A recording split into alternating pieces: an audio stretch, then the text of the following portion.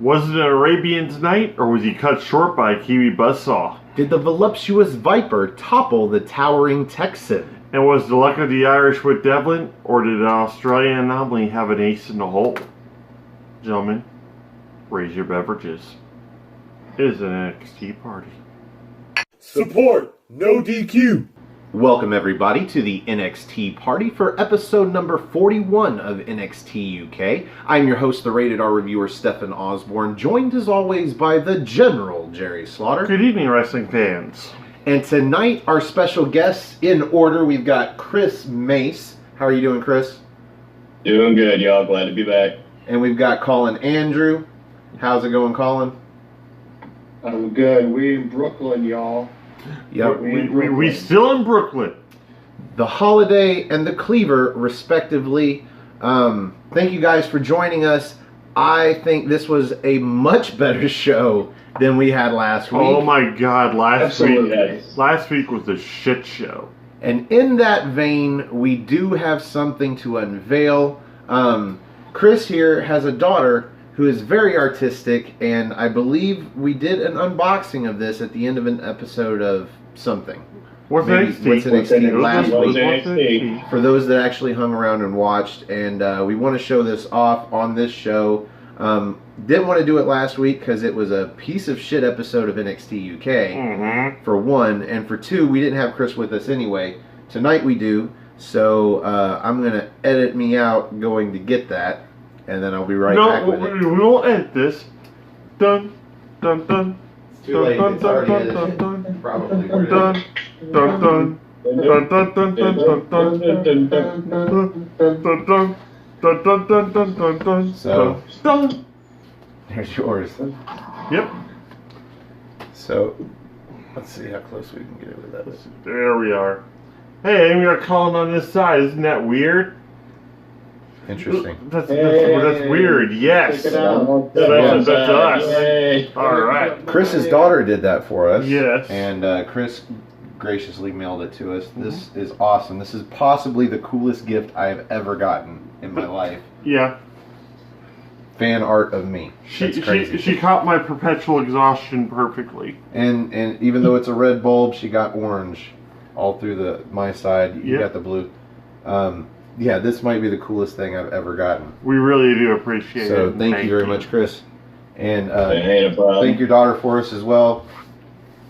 I will. What we'll probably end up doing is like Yeah, we'll probably hang them up like back where the Union Jack flag is for the NXT broadcast. So. Yeah, it's art. It belongs on the wall. Yes. So, moving on to the show. Yes. Oh, Tonight was 42 minutes long, and so I knew automatically we were getting 3 matches at most. Because of the main event alone.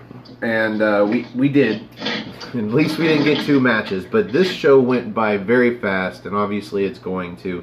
Our first match of the night was Travis Banks versus Mansoor, who we just saw on NXT the night previous. Well, they come out on the same day, but we watch it a night. Yeah, we watched one night. So, again, we get to see Mansoor, and as opposed to his showing in NXT, tonight he's a heel. Yeah. He's a good heel though. He wasn't like that usual Arabian, my nationality is better than yours. He was in I'm better than you mode, which is always my favorite kind of heel. So Chris, what did you think about Mansoor, and what did you think about this match?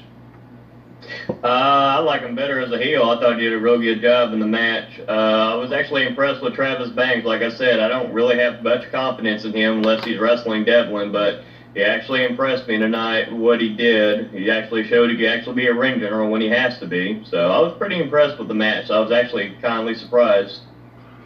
What about you, Chris? Or Colin? Sorry. Colin, yes. Yeah. that was a good match. I think it's the best work I've seen out of Banks since, like last really takeover event, that little feud he had with Devlin and everything. But crap, what's the dude's name again? Mansoor. Mansoor. Yeah, Mansoor. I can't. it's just weird for me. But well, it's no, it's the place you go into after you go down a manhole. You go into the man sewer. Oh, okay. Yeah. If you have a man sore on you, then you got to worry. So. Oh, that's even worse. That's actually his name. Jerry, what do you think about this losing effort by Mansoor? I don't consider it a losing effort because this guy entertained me the entire match.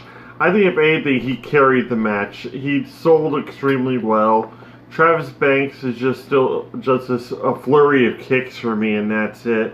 Granted, you said that's why he's called the Buzzsaw. It's a great defense for him and everything, but he still doesn't impress me. He didn't impress me in his feud with Devlin. He just doesn't do anything for me. Mansoor was just all over the place in this match. Pulled off the sickest move I think we saw for the rest of the evening even. And that's including a match that involved Jordan Devlin and fucking Walter. So, kudos to Mansoor. Granted, you got tossed around like a what do you say? It's like a Trent 7. Tossed out like a Trent 7. He got tossed around like that last night, but this match, he let his heel light shine. He did a fantastic job. Kudos to Mansoor. Travis Banks, whatever, dude. You won. Great. Good for you. Enjoy the victories. Yeah, flat face. One of the very few he gets. The shape of his head looks like he belongs on that show Phineas and Ferb. He looks like a fucking pug. So my first note of this match actually is the referee. Jessica, the women's ref, is reffing a men's match. I'm not positive if this is the first time she's done that. She's done it before, but it's like Maybe it's a rarity. It really is. So, I am actually looking forward to Jessica getting called up to the main roster and being a female ref on either Raw or SmackDown. That'd be great either way. Looking forward to that. The match, however, it was all right. It was fairly entertaining. We've got a spot like Jerry said. Banks is nothing but a flurry of kicks. So he kicks Mansoor's leg out from under him as he's running at him in the corner, and it puts Mansoor face first into the turnbuckle. That was pretty cool looking. We had Banks with a running drop kick to Mansoor's head coming off of that, which looked pretty sick. But then Mansoor dodges the slice of heaven, kind of slides underneath it, and then he ends up doing like that double palm thrust or to the neck. Throat thrust, looks like a choke. It's an illegal maneuver, really. Little throat chop. Yeah.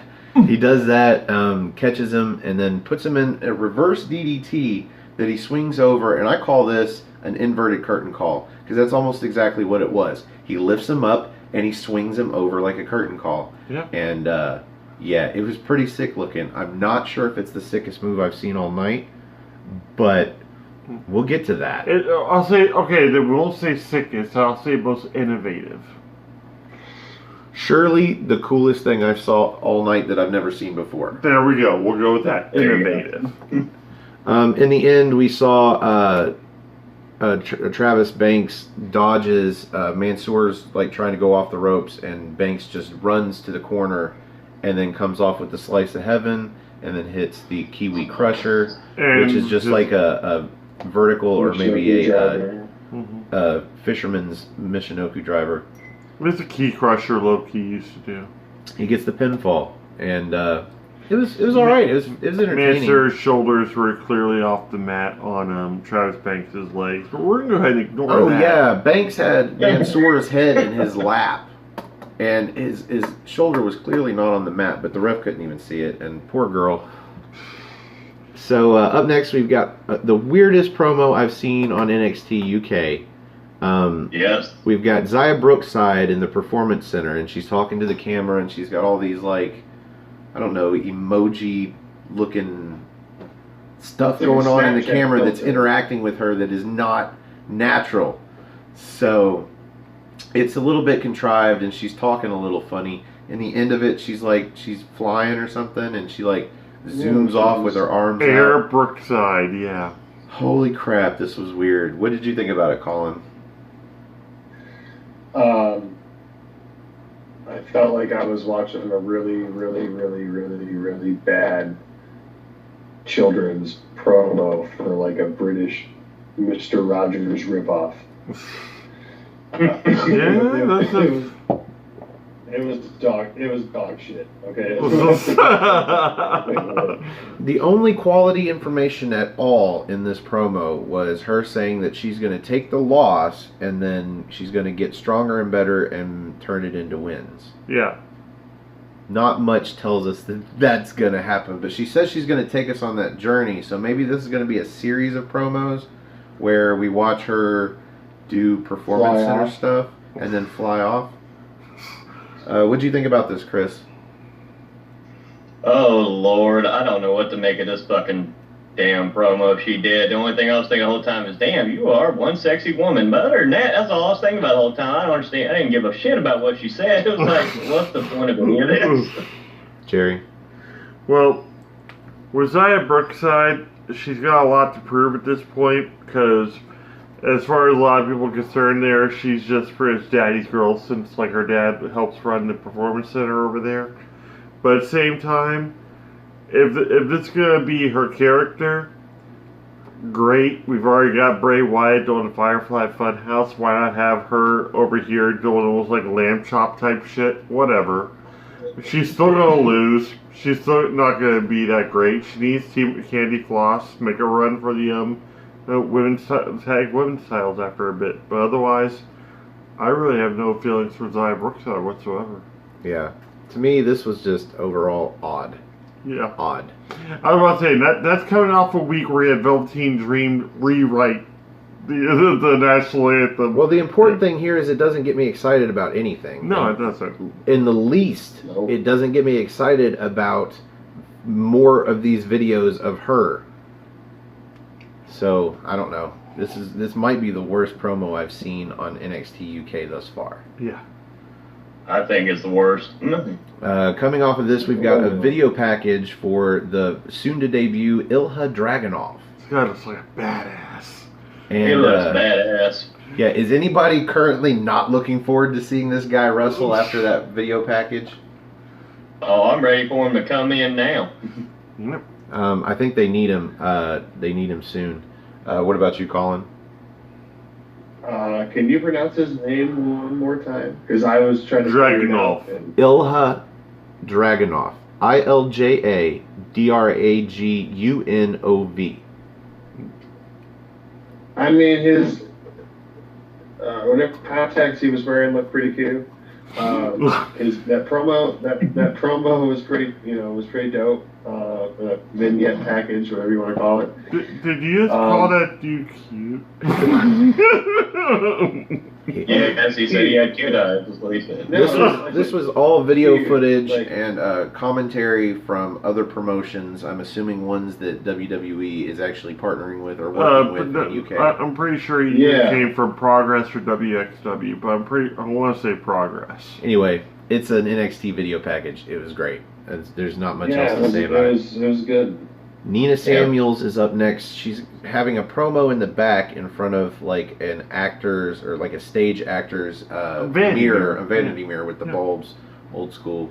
And she was comparing having leading roles in acting to victories in wrestling. And that's what she's been doing, is accumulating victories. And I can think of maybe 2 that she's had total. She's had 2 in a row.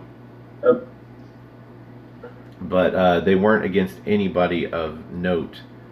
I'm sure I made a note, but it didn't really matter. They're pretty much enhancement talents. So they're building her up and, I don't know, giving depth to her character maybe. So I'm not opposed to this, but I was slightly bored by it. What about you, Chris? What do you think about this promo? I was bored to death by the promo. It didn't, like I said, the only purpose it served is maybe setting up Tony Storm's next challenger. That's it. So, I mean, like I said, I'm no big fan of Tony Storm having the title right now. So at this point, I'm ready for anybody to beat her and take the title off her. But not Nina Samuels. Come on. What about you, Colin? Yeah, Nina Samuels is not the one to take the title on Tony Storm as much as I'm not a Tony Storm fan either. But yeah, the promo, basic, vanilla. obviously they're building her towards something. So eventually, you would think Tony Storm versus, whatever.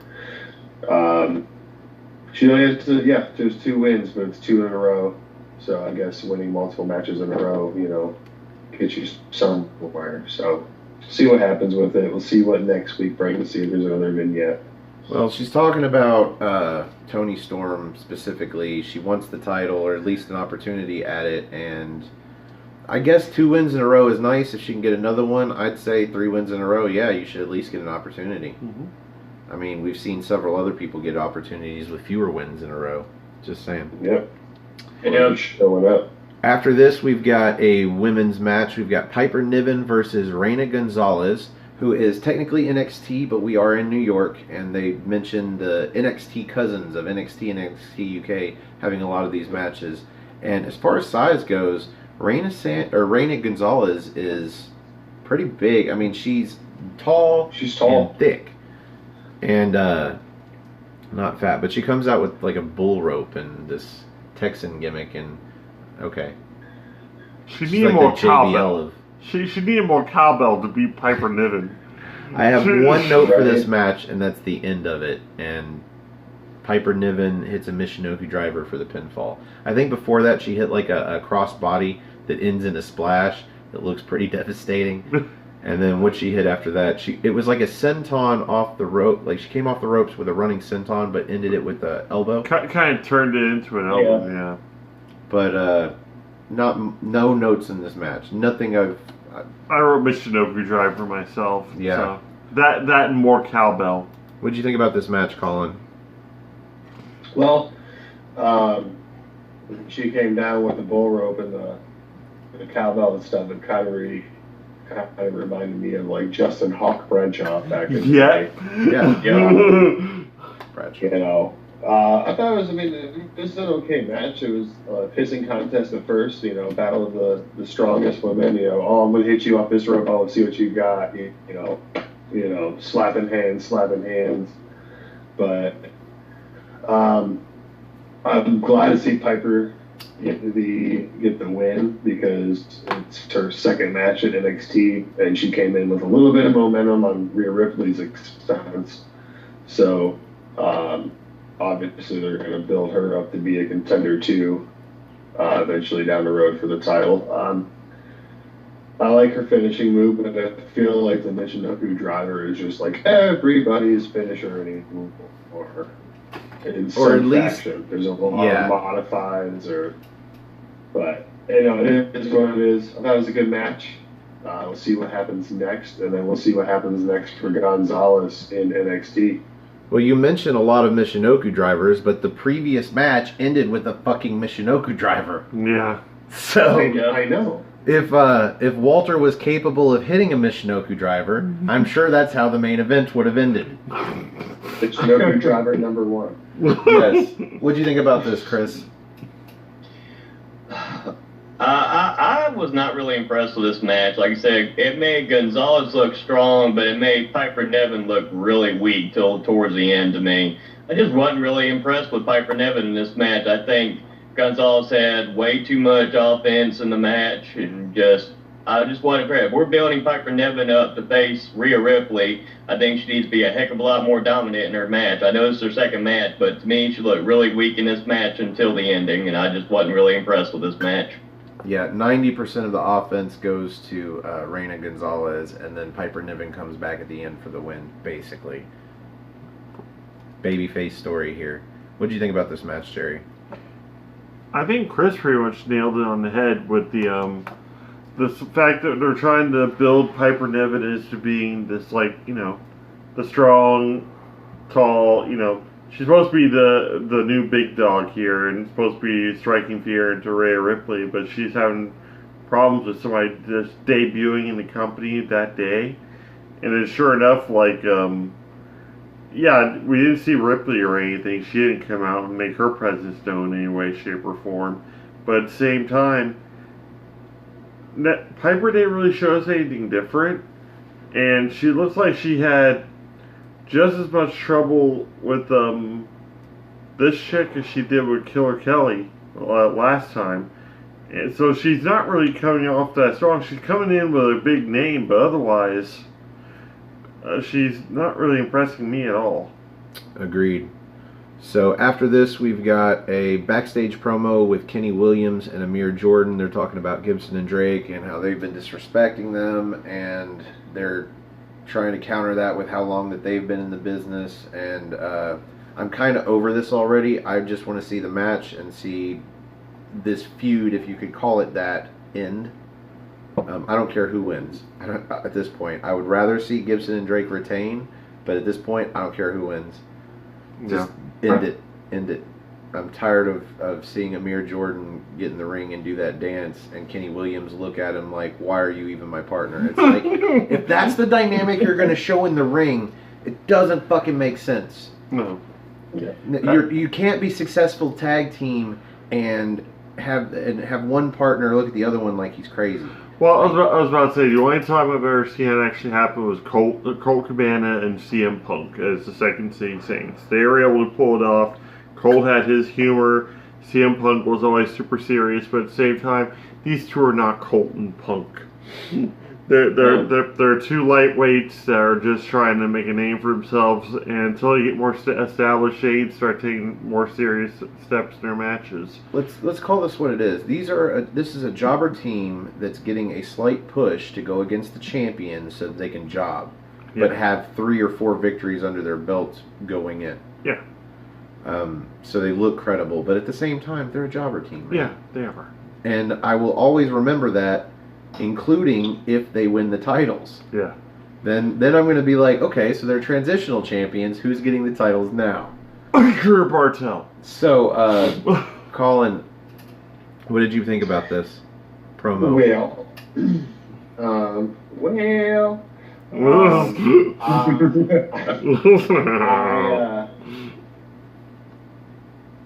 I'm over it.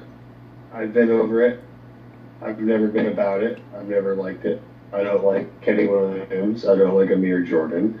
I don't think they deserve to be in the tag team title picture yet at all. If they win, they win. If they don't, they don't. But like you said, they can be transitional champions, but they are honestly like a Hawkins and Ryder of NXT UK. Wow. You know? Yeah. So, Chris, is there anything redeemable about this team, either together or separately? No. I'll say it point blank. No, I'm just so tired of them, both of them. Like I said, when one partner's looking at the other partner, like, why the hell am I with you? That doesn't really show any kind of team chemistry. On top of that, like I said, at this point, it's like, just get this feud over with, this little feud over with. Let's get to the match. Let the Grizzly Young Veterans retain the titles, and let's get them somebody better to compete against. Like I said, I want to see a damn good match for them defending the tag titles. I don't know what to think about this, really. I'm kind of behind Kenny Williams as a solo act, though. Yeah. When I think Kenny Williams, I think that cannonball drop kick to the outside where he holds on, skins the cat, runs the ropes again, and comes back with a suicide dive. Like, fucking Kenny Williams can do some shit. Yeah. He's pretty exciting off of a hot tag from Amir Jordan after getting beat up for 45 minutes. I can see him seeing more in 205 Live than I can actually see him doing anything in NXT UK. That would be awesome. In fact, move both of them over to 205 Live and start a cruiserweight tag division. Yeah. Just saying. After this, we've got a promo from Gallus, and they are, I'm assuming, in Glasgow, Scotland, where NXT UK apparently is coming to possibly next. For the next tapings? The next tapings, yes. And they're basically talking about how they love being home, but it's awfully ugly. Isn't it? Very ugly. Isn't it? Yeah, it's ugly, but it's home. What did you think about this promo, Chris? I thought it was a pretty damn good promo. Like I said, I'm just ready to see how this plays out. Like I said, they need to get back on their winning ways and get a few wins under their belts, and let's see what they do. Like I said, as long as the Grizzly Young Veterans are tag champions, I don't see them challenging for the tag belt. So is that foreshadowing of things to come for next week with the tag title match? Possibly. That could be the case. I didn't even think about that. Colin? Good promo. Gallus, I like them as a unit.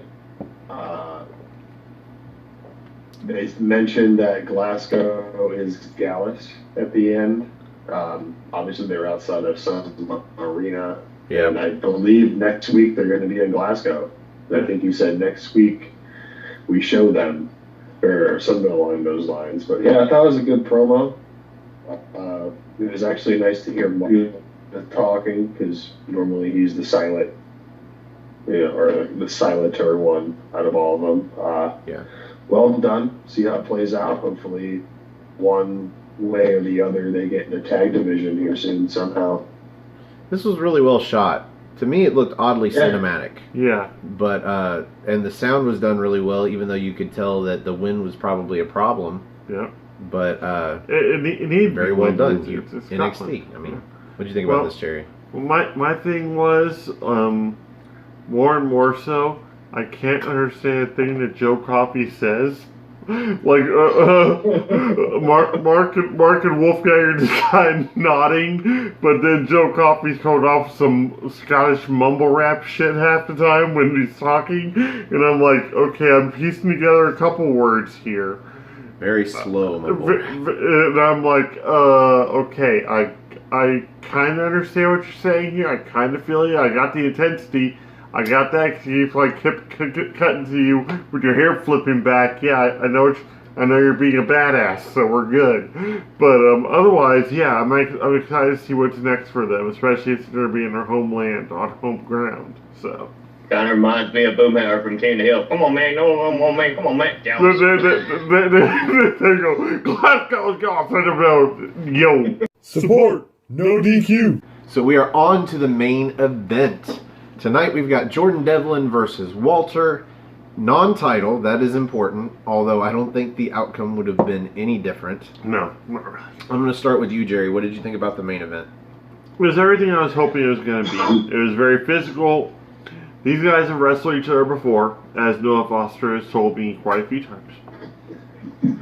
And it was just really great to actually see these two in ring together, title or not. It was going to be a great match regardless.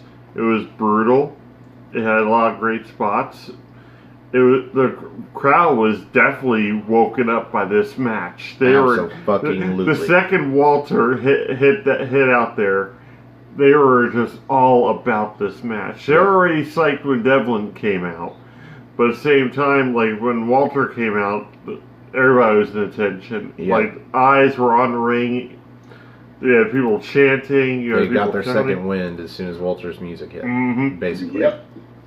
And that's the sign of a great champion. But I'm going to let these guys talk about it a little bit first, and I'll explain more of what I thought about the match after when I'm doing my own, So, Chris, what did you think about the main event?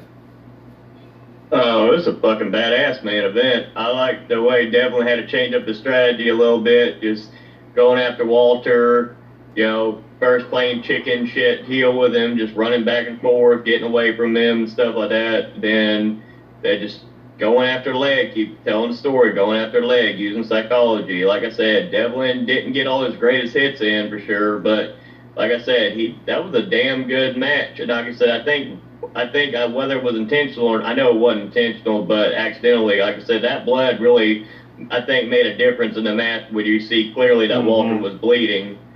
And you can see the blood. You see the referee clearly trying to put his glove on, trying to clean it up. Like I said, I thought that made the match even more interesting because of the blood and gave it more of a real fight feel how they were going at it.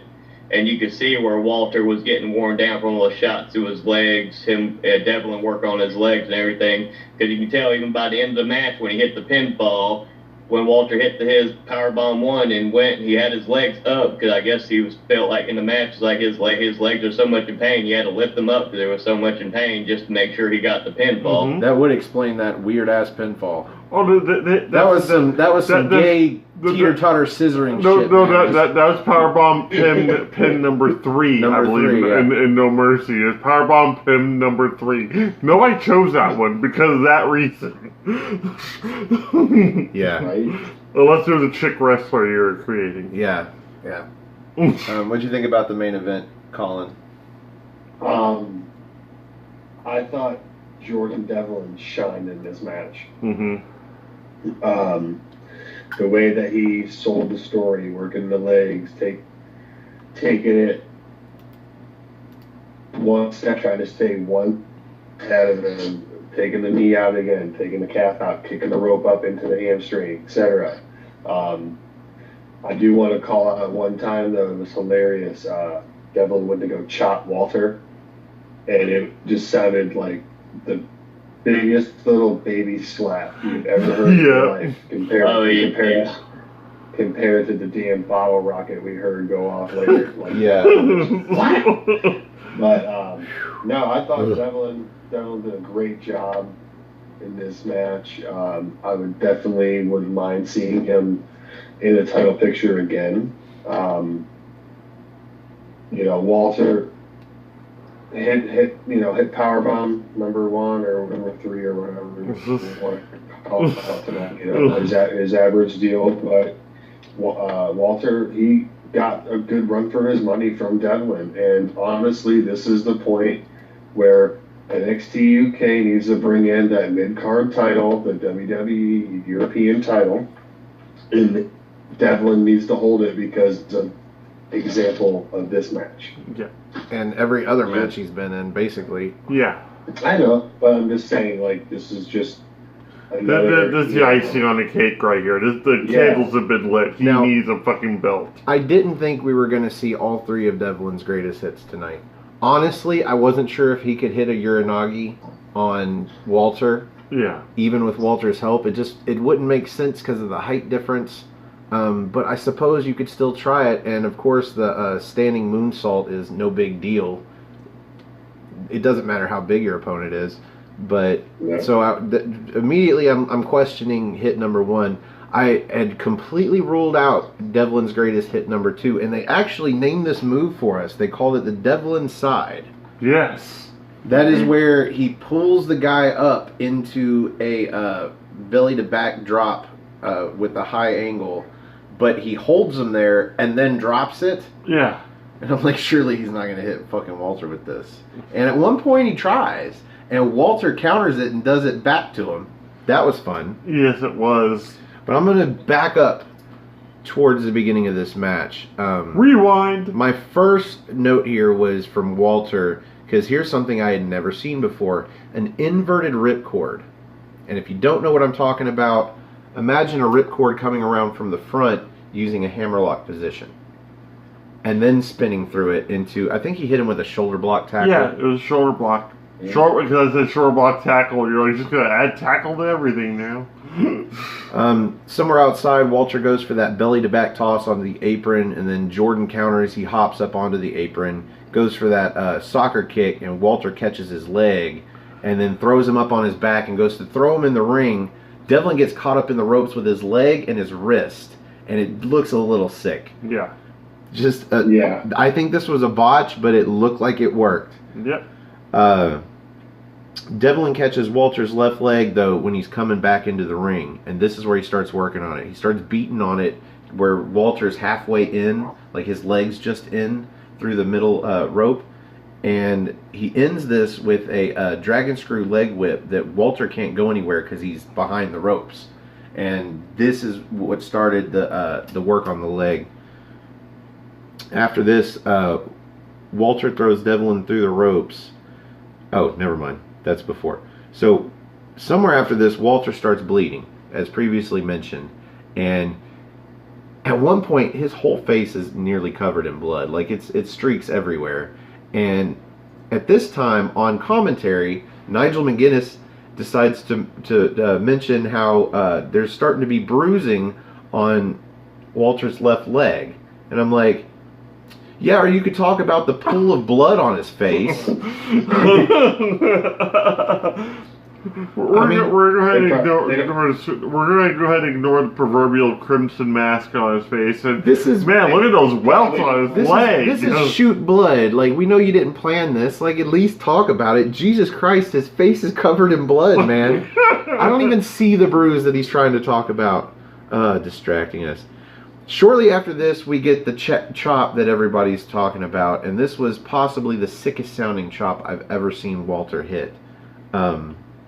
As he And catches, probably that Jordan Devlin ever felt. well, Devlin goes for a kick on him, and he grabs it, and then he throws it down, and boom!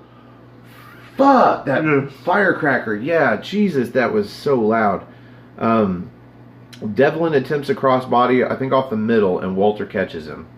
And then drapes him over the top rope and comes down with that palm down chop to the chest. And fuck. Oh, and then, so Devlin comes down off of that, and Walter nails him with an Austrian suplex. That's what we call his German suplex. We don't call it a German suplex, we call it an Austrian one. Near fall. Jordan Devlin bounced. Now, Walter, after the near fall, Walter attempts the powerbomb #1, but Devlin, like, jumps over and rolls through, goes for a roll-up pin attempt, near fall. Somewhere after this, we get the breakdown. Walter gets a few chops in. Devlin gets a horde of kicks in on Walter's leg, which is already starting to give out on him. At one point, he had tried that sit down senton on Devlin while he was down, and his leg gave out, and he fell across Devlin's face on his way down. That was awful looking. You can imagine, just he nearly teabagged his ass. Devlin ends up going for that greatest hits #2, that Devlin side, and Walter holds on. This is where he counters it and does his own. And then Devlin catches Walter on the top rope, and he goes for the Devlin side, and I think this was supposed to hit, but it didn't. It was a little bit dropped / botched because of the weight. But Devlin pulled him off, like he was standing on the middle rope, sitting on the top. Pulled him off and went for that, and kind of hit it. A little bit. Picked him back up, went for it, took a couple of tugs, but then he nailed it. Yes. And he got a near fall. Yeah. We knew this wasn't getting the pinfall. He goes for a third, or maybe a fourth at this point. Yeah. Maybe a fifth. I don't know. No, it was fourth, because like the third one he nailed. Third time was a charm. Walter counters. Again, he holds on, and instead of doing, his own Devlin side, he hits him with a clothesline that just rocks Devlin. Picks him up. Powerbomb #1 into, again, the teeter-totter. Yeah, teeter-totter pin. Like, he rolls him over and then puts all of his weight across his legs to where Walter's legs were up in the air. Again, kind of a gay teeter-totter. Anyway, Walter gets the pinfall. Of course, we knew he was going to get the win. He's the champ, man. Devlin just looks good going into this and looks even better coming out of it, honestly, I think. Yeah, he did. This is not the end of the main event, though. Pete Dunne now comes out. And he's got a mic with him. He's in street clothes. He gets in the ring, and all he says to Walter is, "Give me my rematch." Doesn't ask, doesn't request, demands his rematch, and Walter just nods several times. Mm-hmm. And then holds up the title with his arm behind his back. Mm-hmm. And I guess we're going to get the rematch. And I don't think there's any of us here that aren't looking forward to that rematch. Especially if it's at a pay-per-view. Whenever we might get another one of those. Right. So, that brings us to the end of the main event. And here on the NXT party, we rate the main event using good old NXT. Out of 5 spots of NXT, let's start with Colin. Where do you rate this main event? Well, I give it a 3.5, 3 3/4. 3 3/4. Actually, no, screw it. I'm going 4. I'm going 4-star. Or 4 spots of T. Sorry, It's cool. 4 spots of T. It's a weird gimmick to remember every time. Yeah. But I'm going to go with it's your rule, right, Stephen? If for a good show, you give it another. No, not a good quarter show, spot. sir. For a great show. It's got to be a great show. It's got to be better than good. Really, Yeah, really good. It's got to be logged. It's got to be better than bad. So It's it was good. a lot better than last week, so I'm going to give it the extra quarter-star this week. That is a good reason to give it a 1/4 star, being so much better. And thank God for this, the main event and the opening match. Yeah. Because the women's match was forgettable. Yeah. But, yeah, it was so much better than last week's show. I totally agree with that extra star, 1/4 star. So you're going 4 1/4? A quarter Yes, star sir. T. Or 1/4 spot of T. Yes, see? Even I forget. Yeah. It's contrived. It's stupid. We should change it, but we're not gonna. Nah. Because why? Why? Why? It still works. Kinda. 70% of the time. All the time. So Chris Mace. 16% of the time, every time. Sex Panther. Nice. So Chris, where do you rate the main event? I'm gonna go with 4.5 spots of tea out of 5. I thought the main event was fucking badass. Like I say, I'm not giving it a 5 because it's nowhere near Walter and Pete Dunne by any damn means, but I'm giving it 4.5 cups of tea, and I like the after the match where Pete Dunne came out there and pretty much just said, give me my rematch. Walter shakes his head. Good way to end the show. 4.5. Jerry? Devlin looks like he actually gave Walter problems. There was actually, in this match, I was already paying full-on attention to everything that was going on. Same way I did with Devlin versus Dunne. And it looked like Devlin had a hell of a lot, easier time with Walter than he did with Pete Dunne. So that kind of gave me a slight glimpse of hope that maybe Devlin was going to either pull off the upset or come even closer to beating Walter. But at the same time, he took the fight to Walter. It was a very physical match. It was a brutal match. It was everything I was hoping it was going to be. And the only reason I think I wouldn't give it 5 would be the fact that it wasn't for the title. If there's title implications involved and more of a big fight feel, possibly in overseas and not in Brooklyn, I think I probably would have given it a 5, but I'm going to give it a 4.5 because it was brilliantly executed. Both superstars came out looking great at the end of this thing, and it's set up perfectly for Dunne and Walter, because now it's like, okay, you beat Devlin, I beat Devlin, I was champion, you're current champion. Let's do this. Oh, let me poop on the party, man. I don't know what match you guys saw, but maybe it's just you guys are so much happier than you were at the end of the show last week. Yeah. Yep. But this match was nothing special. This was everything I figured it would be for the main event of an NXT UK show. And nothing more. In fact, there were several botches in the match that kind of bring it down a little bit. There was no point in this match that I thought Jordan Devlin had a chance to win. There was no near fall for him. I mean, he had near falls, but not ones where you thought that Walter might not kick out. Oh, yeah. However, there were spots where I wasn't sure that Devlin was going to kick out, and he did. It made him look good, but he already looked good. He already needs a mid-card title to hold for 3 years straight. Devlin deserves something like that, but this match wasn't anything special. What I really loved about the match was the story of the leg. Mm-hmm.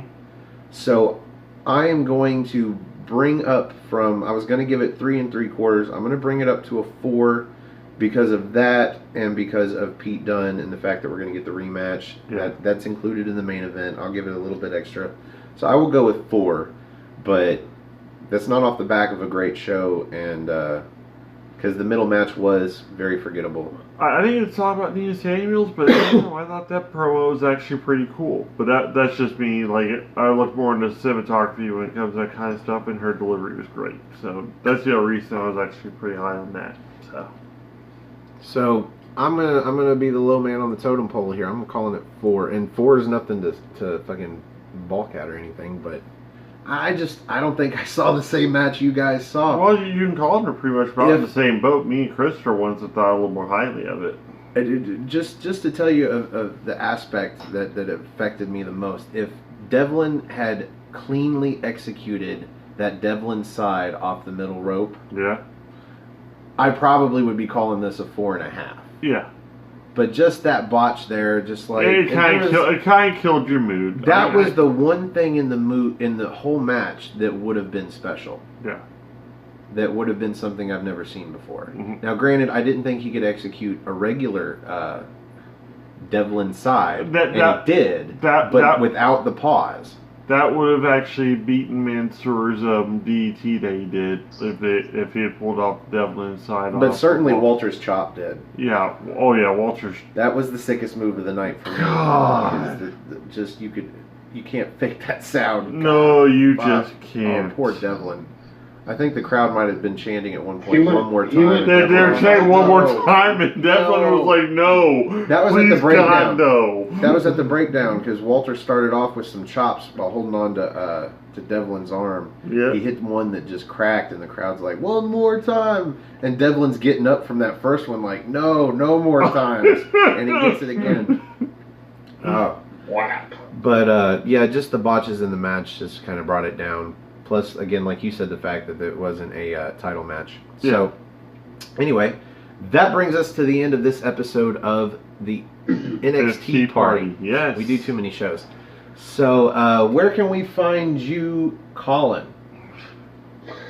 You can find me on Twitter at Colin26Andrew. You can find me on my YouTube channel, Colin Andrew, COLIN space ANDREW. I have a series I do called Chopping Block. Let's see, you can keep supporting No DQ, NoDQ.com for shirts. Pick up some fine merchandise like Mr. Stefan is wearing right there. Yep. If you want an orange shirt, I got it for you. Yeah. Don't add me on Facebook if you ever find me on there. Not cool.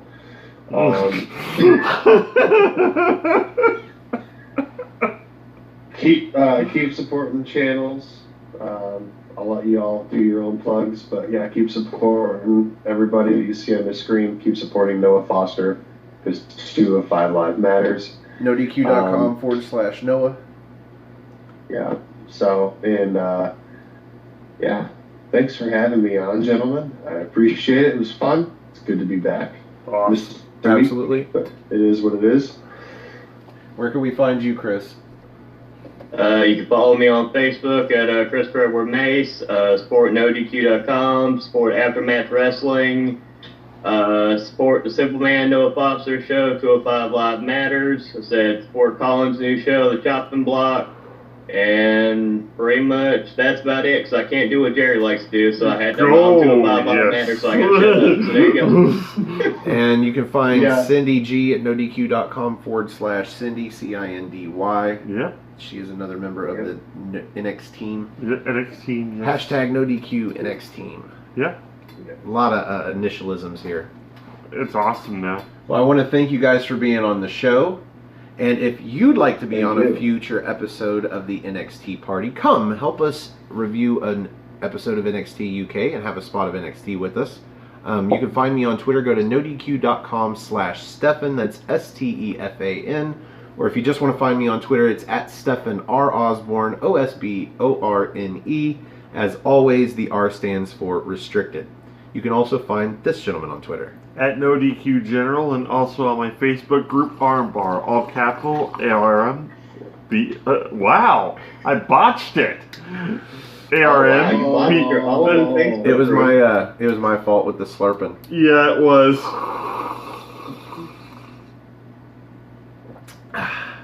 What's that group called again, Jerry? Armbar, all capital, ARMBAR, exclamation point. Nice. As you see, I have my administrators and moderators sitting with me, and we'll add you into the group as long as you're active. And if you're not active, I'll kick your ass out. Yeah, he doesn't care about numbers, folks. I've knocked out 12 people this week. Wow. 12. I deleted one. Thank you. Speaking of numbers, you can find our channel, Aftermatch Wrestling, on YouTube. That's all one word, AFTERMATCH, Wrestling. And that is where these videos go about a half a day before they show up on NoDQ's YouTube channel.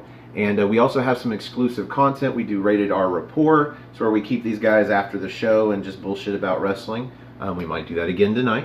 Sure. And that'll be some content up probably this weekend. And we've also got the Rated R Remix, where we do some fantasy booking. Recently, we did some fantasy firing. That was a good one. Man, we put a lot of people on the chopping block. Simple as that. I also did an after-match presents with Colin here, where we had just some Q&A, some one-on-one with a member of the NXT team. One of the two here of the 4 horsemen of the NXT team. Of the aftermatch. Ooh, I like that. Yes. So, find us on Aftermatch Wrestling. If you like our video, you should click the like button. That's underneath me. If you like all of our videos, you should probably click the subscribe button. That's underneath Jerry. And if you are subscribed to Aftermatch Wrestling, click that little bell icon, because at 100 viewers, we are going to start doing our NXT review, What's NXT Live. And that'll let you know when the shows go up. My schedule changes Monday. I go to evenings, and these shows are going to start going up at completely different times of the day. We're going to start recording at different times of the day. If you are a morning person, you might be able to do our show before you go to work. So hit us up. If you don't have Twitter, if you don't have Facebook, leave down in the comments a way for us to get a hold of you. If you've only got email, that's how we got Chris on the show. So it works. Yeah. So, join us next week for What's NXT, for another episode of the NXT Party. Find us on YouTube and join us for the Rated R Report that we will no doubt do after this show ends. And I believe in a couple of weeks we will be having a predictions video for Money in the Bank. WWE Money in the Bank. I don't know, are we having an NXT takeover anytime soon? Well, I think I just heard that I San believe Jose. in June. I heard San Jose got canceled in general. So that could be way up in the air at this point. They're trying to find a new venue for it, but they're still planning for June. It's a lighter few weeks than we thought it was going to be, but join us nonetheless for the Cleaver Colin Andrew, for the Holiday Chris Mace, for the General Jerry Slaughter. I am the Wizard of No DQ, Stephen Osborne. Thanks for having a spot of NXT with us, and we will see you in NXT time. Cheerio. Have a good night, y'all. Well, I thought this was America.